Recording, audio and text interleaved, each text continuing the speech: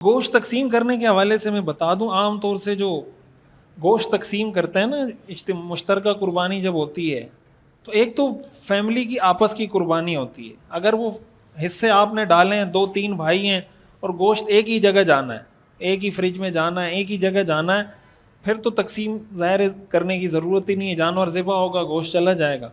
لیکن اگر الگ الگ گھر ہیں تو ایسی صورت میں قربانی کے گوشت تقسیم کرتے وقت اس چیز کا بہت لحاظ کرنا چاہیے. مثلاً آپ نے 3-4 حصے ڈالے ہوئے ہیں اور چاروں کا گوشت الگ الگ گھروں میں جانا ہے، چاہے وہ بھائی ہوں کچھ بھی ہوں، لیکن الگ الگ آپ نے حصے دینے ہیں ان کو. ایسی صورت میں برابر تقسیم کرنا ضروری ہوتا ہے، تول کر، بالکل ناپ تول کر تقسیم کرنا ضروری ہوتا ہے. اندازے سے تقسیم کرنا جائز نہیں ہوتا. اگر کوئی اندازے سے تقسیم کرنا چاہتا ہے اس کا حل پھر یہ ہے کہ آپ کلیجی اور پائے اس کو الگ کریں، کلیجی اور پائے اس کو الگ کریں، اور کسی کے حصے میں کلیجی رکھ دی، کسی کے حصے میں پائے رکھ دیے. یعنی ایک آدمی کے پاس گوشت بھی جا رہا ہو پلس کلیجی یا پائے بھی جا رہے ہوں. بات سمجھ میں آ رہی ہے؟ اگر ایسا ہو رہا ہو تب یہ ٹھیک ہے، اندازے سے بھی ٹھیک ہے.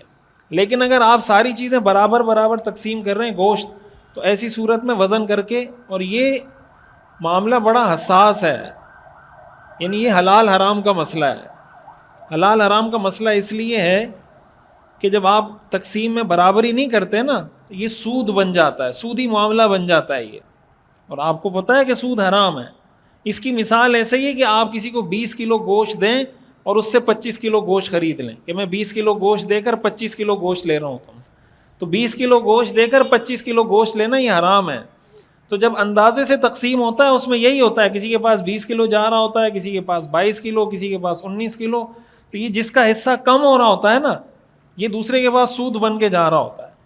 اس سے بچنے کا طریقہ یہ ہے کہ آپ جب سارے حصوں میں کلیجی اور پائے رکھ دیں گے تو ایسی صورت میں پھر برابری ضروری نہیں ہے. پھر کم زیادہ بھی ہوں تو سود نہیں ہوتا، پھر کم زیادہ بھی ہو سکتا ہے. وجہ اس کی کہ جو کلیجی ہے اور یہ جو پائے ہیں یہ گوشت نہیں سمجھے جاتے شریعت کی نظر میں، یعنی یہ الگ کوئی چیز ہے. اس کی مثال آپ یہ سمجھیں کہ آپ 20 کلو گوشت کے بدلے میں 25 کلو گوشت خرید رہے ہیں نا، تو آپ اس کو 20 کلو گوشت دے دیں، ساتھ مثال کے طور پر آپ 1 کلو ٹماٹر دے دیں.